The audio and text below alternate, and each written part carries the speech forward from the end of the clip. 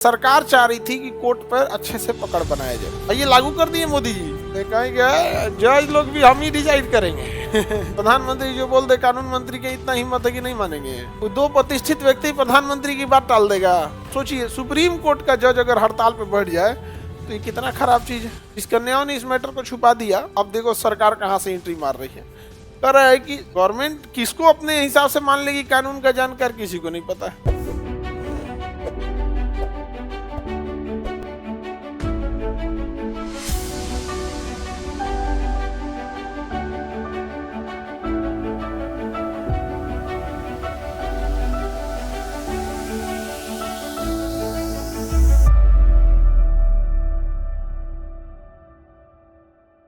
सरकार चाह रही थी कि कोर्ट पर अच्छे से पकड़ बनाया जाए। कोर्ट में क्या बनाया जाए, अच्छे से पकड़ बनाया जाए। इसलिए वो सरकार ने कहा ना, मोदी जी आए तो लाए थे national judicial commission selection commission, न्यायिक नियुक्ति आयोग। न्यायिक नियुक्ति आयोग, न्यायिक नियुक्ति आयोग। कहा गया कि अब कोलोजियम जो है ना, कोलोजियम जो पहले चीफ जस्टिस की नियुक्ति किया करता था, chief justice of India CGI का, अब ये कोलोजियम नहीं करेगा। क्योंकि कोलोजियम में तो 5 सुप्रीम कोर्ट के 5 सीनियर जज होते हैं। तो ये कहा गया अब कोलोजियम नियुक्ति नहीं करेगा। अब नियुक्ति कौन करेगा? न्यायिक नियुक्ति आयोग। सरकार ने बड़ी सफाई से कहा था कि इसमें कौन कौन सदस्य रहेगा। तो चीफ जस्टिस ऑफ इंडिया रहेंगे। और कौन रहेंगे भैया? तो सुप्रीम कोर्ट के 2 जज, जो 2 सीनियर जज रहेंगे। एक तो चीफ जस्टिस ऑफ इंडिया रहेंगे जो अभी वर्तमान में है, और 2 सुप्रीम कोर्ट के सीनियर जज रहेंगे। अब देखो सरकार कहां से एंट्री मार रही है। कह रहा है कि 2 प्रतिष्ठित व्यक्ति रहेगा। कौन रहेगा? प्रतिष्ठित व्यक्ति, जिनका देश में लोग उन्हें जानते हो, अच्छा पहचान हो, कानून के जानकार हो। ये ऐसे टाइप के लोग जो प्रतिष्ठित लोग में आते हैं। समझ में आ गया कि नहीं है?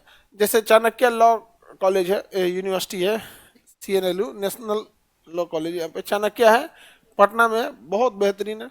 उनके जो चांसलर हैं, वाइस चांसलर हैं फैजान मुस्तफ़ा सर, कानून के बहुत बड़े जानकार, बहुत बड़े। तो ऐसे टाइप के लोगों को लोग रखेंगे कानून के जानकार के हिसाब से। इस पे संदेह नहीं लग रहा है कि क्योंकि गवर्नमेंट किसको अपने हिसाब से मान लेगी, कानून का जानकार किसी को नहीं पता है। किसी को कानून का जानकार मान लेता है सब, तो अजीब हो जाएगा सब। इसके अलावा देखो यहाँ पे PM रहेंगे और कानून मंत्री। देख रहे हो खतरनाक चीज दिख रहा है। इनडायरेक्टली ये दिखाया जा रहा है कि देखिए जज लोग कितने बच गए, 3 सुप्रीम कोर्ट के 2, एक ये 3, और विदाउट जुडिशरी कितना आ गया, 4। 1 2 ये 4। विदाउट जुडिशरी कितना आ गया, 4। और जुडिशरी से कितना है, 3। और ये लागू कर दिए मोदी जी। कहेंगे जज लोग भी हम ही डिसाइड करेंगे।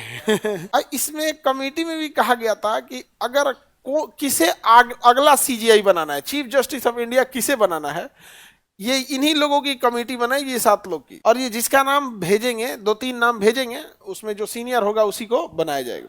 इसमें एक शर्त था कि किसी भी ऐसे चीफ जस्टिस, जो कोई भी ऐसे जस्टिस जो चीफ जस्टिस बनना चाहते हैं, उनका नाम का सजेशन यही आयोग करेगी।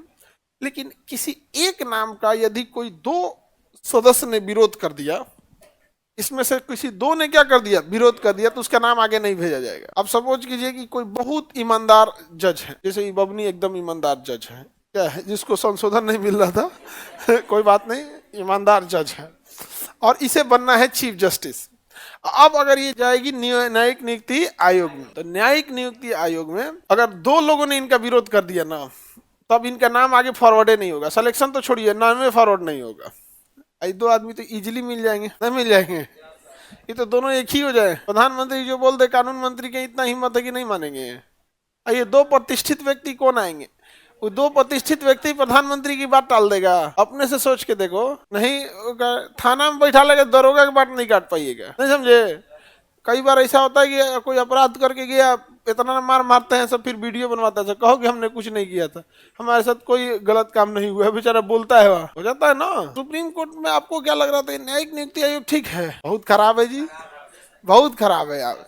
ये तो कोर्ट को भी बना देगा लोग पुलिस स्टेशन, कोर्ट को भी पुलिस स्टेशन बना देगा। अब चीफ जस्टिस आ गए हैं, चीफ जस्टिस अब सरकार के खिलाफ कोई जाइएगा केस लेने के लिए सुप्रीम कोर्ट में, अब चीफ जस्टिस लिस्टिंग ही नहीं होने देंगे। तब तो जब लिस्टिंग ही नहीं होने देंगे तो आपका मुकदमा कहाँ जाएगा कहाँ नहीं। उसके बाद चीफ जस्टिस डिसाइड करते हैं कि इस मुकदमे को कौन देखेगा, किस मुकदमे को कौन देखेगा। वो पता चला 2-3 को जज का एगो स्पेशल कोर्ट बना के रखे हैं, सरकार के खिलाफ आ रहे हो इस कोर्ट में जाएगा, वो निपटा देगा यहाँ पर। ऐसा कई बार हुआ था।